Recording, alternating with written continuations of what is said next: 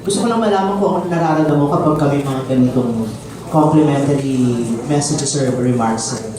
Siguro po kasi iba yung tingin ko sa sarili ko. Saka very surreal pa rin po sa akin kung paano ako nakikita ng ibang tao. Na parang ako, nahihiya po akong i-acknowledge na ganun ako. Parang sinasabi nga nila, di ba, na yung mga bashers, ganito, ganyan. Parang ang say ko naman doon, ako yung unang malalait sa sarili ko. Kasi alam ko yung flaws ko, yung pagkukulang ko. Ewan ko po, siguro habang buhay akong gano'n. Which is, I think, okay naman. Di ba po, parang it keeps me grounded. Parang hindi ako nadadala agad-agad sa mga papuri ng mga tao sa akin. And gano'n lang po siguro talaga din yung personality. Adjusted ka na ba sa stature mo? In a way po, yes. Kasi 3 taon na rin naman po. And everyday naman din po ako na-expose sa barangay. So parang ako, aware na rin po ako. Parang unti-unti ko na rin po tinatanggap na nandito na po ako sa showbiz. Parang kasi noon, parang hindi pa ako makapaniwala sa lahat. So parang hindi pa mag-grasp ng utak ko. So ayun. May common sila, Ray. Ganun din si Coco. Parang sila hindi, kasi hindi sila nagsasettle for ano. Alam nilang may mga imperfections sila. They keep Their feet on the ground pa rin, no? But yun na din. Oo. Kay Bossing, since na malapit naman sa isamin, ano yung sinasabi mo para at least, yung bang hindi siya mailang doon sa stature niya, na parang, yun nga, nalaglag yung cellphone? Wala. Wala na.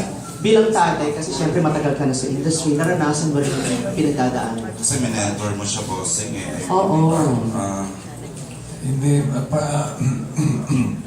excuse me po.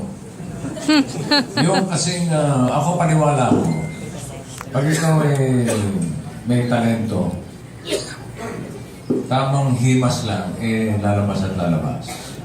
Diba? Hindi mo kailangan ako, hindi ko kailangan i-guide or bigyan ng tips. Depende sa eksena.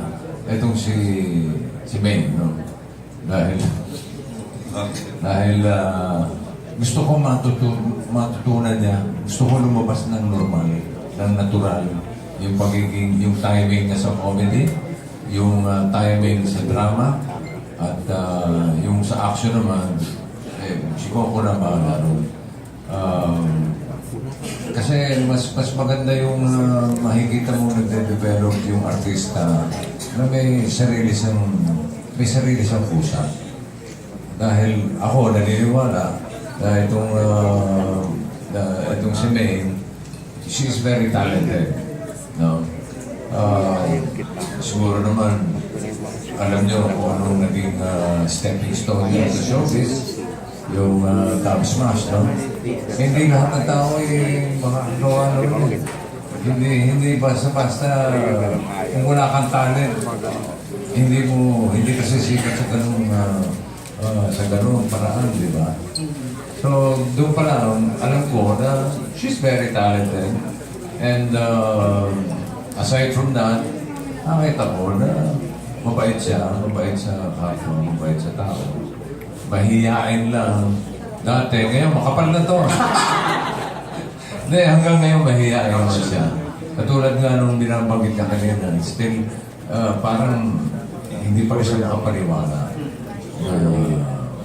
na nasa showbiz na nga siya, na marami siyang followers, marami siyang fans. Pero nakikita ko unti-unti at yung nag-i-enjoy na siya. Enjoy na siya sa kanyang ginagawa. Kasi importante yun eh. Hindi yung sa lahat ng ayoko, yung nagtatrabaho dahil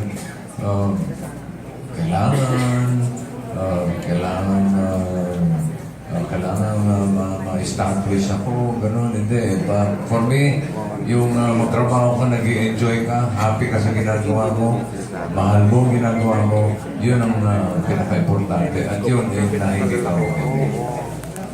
Last.